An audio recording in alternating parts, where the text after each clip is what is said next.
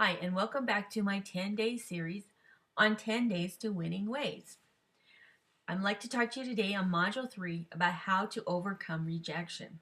I'm probably going to say this about 3 or 4 times because I love this module and it absolutely transformed my life when I learned this information I'm going to share with you.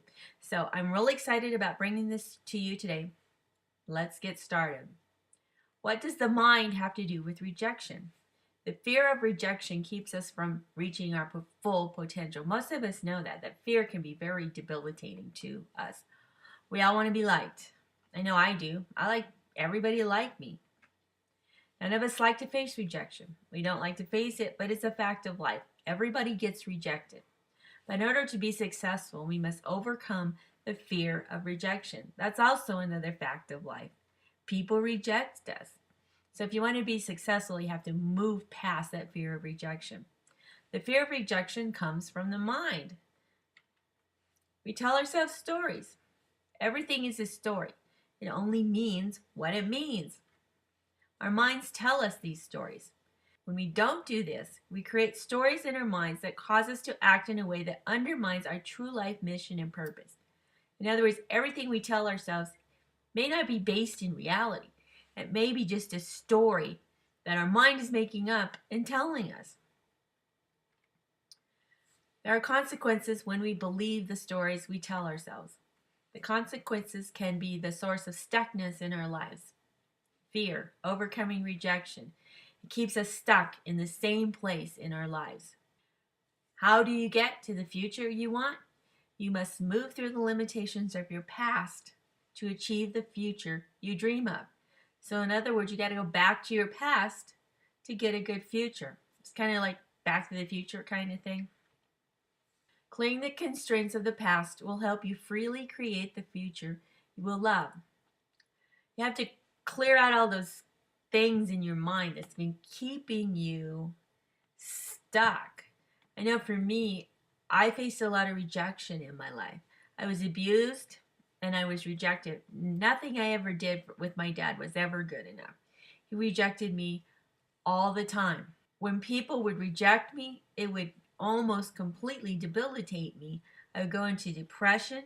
I would just feel like I could never do anything. Nobody liked me. Nobody cared about me. Nobody respected me. And it would just throw my life completely off to where I wouldn't do anything for a long time. First, you must distinguish the difference between reality and your stories. You must consciously choose which stories you're going to tell yourself about reality that will lead you to living the life you want. This will lead you to being the person you truly want to be or that you were designed to be. Socrates said an unexamined life is not worth living. So at this point, what you need to do is go back and re-examine your life. Re-examine your past. What was it in your past that's keeping you stuck in the place you are now? If you wish to move forward, you got to go back there and say, well, this happened, and how am I dealing with it? That's the only way you're going to get a good future, is to get over what happened in your past. We have what are called selective perceptions. People are trapped in their own perceptions. They have selected their own view of reality. This mistake will keep you from reaching your full potential. There's reality. That's what really happened. And then there's your perception of what happened. In other words, the story you're telling yourself. When an experience happens, we process it through the filters of our minds. In other words, we take all the old hurts, everything that we have from our past, we take this thing that happened and we put it through a filter in our mind. It becomes your view. Your view may not be reality at all. It's just a story you tell yourself. I'm going to go over this and over this again. It's a story you tell yourself. Power comes from perception. Perception is not necessarily reality. It's just a perception. No one controls your perception but you. Power comes from your perception of yourself. When you change that perception of yourself and you change those filters in your mind, you can move past that stuckness and get more power in your life. You can learn how to perceive life in a way that will bring you fulfillment, happiness, peace, satisfaction, and success. It says here you can learn. It's a learned thing. Your Learn how to perceive yourself and your reality in a different way. And you can have fulfillment, happiness, peace, satisfaction, and success. Even in this negative world we live in right now, you can still have it. Your perception turns into belief that you act on. Our suffering is a result of the stories we tell ourselves. These stories do not necessarily produce the results we want. In fact, most of the time they don't. We fail to understand this process. We don't see our world as hidden stories that we can control. Very few people see this process. We can control our perception of reality. Therefore, we can change our reality by what we think. There's a place in the Bible where it says, as a man thinks, so is he. I'm sure almost every religion has something about controlling the mind. Your mind is extremely powerful in how you control your life. So what happens? Most people take their view of a situation to be actual reality. When we take our views to be real without understanding the complete impact, we program certain ways of being into our lives. It's these unconscious program ways of being that drain our power. This stops us from achieving the results that we want. We aren't even sure how to get the results. So if we don't know this little piece of information that I'm giving you today, we'll be stuck for a long time and we don't know how to get results. This absolutely transformed my life. I'm saying it again, and I'll keep saying it over and over again until you get it.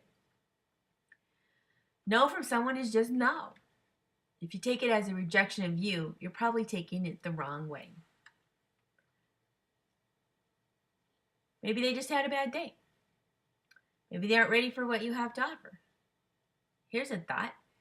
Maybe because of the filters in their mind, they'll never be ready for your offer. Has nothing to do with you. It's them. Your homework for today is to remember a situation where someone said no to you. How did you feel about that? Did you feel a deep sense of rejection? Did you feel your life was shattered?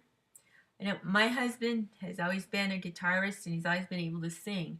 He's an entertainer and he's always been in church, and so he's always done things in the church praise and worship team. One time in a church, this was quite a while ago, they asked him to do a solo.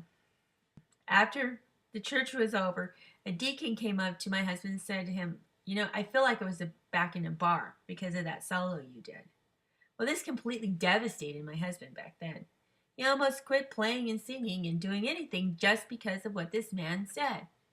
The reality is there was something inside the deacon's heart. It wasn't my husband or the song he sang. It was what was inside this other guy's heart. And he almost let it shatter him completely. So think about what you can do to overcome the obstacles that are in your mind that keep you from achieving success. In other words, when you had a no, how did you react to it? And if you know the information that you know now, how could you react to it differently? Now write that down. Remember, your view of reality is nothing more than that. It's just your view. It isn't reality at all. So let me get real with you right now, okay?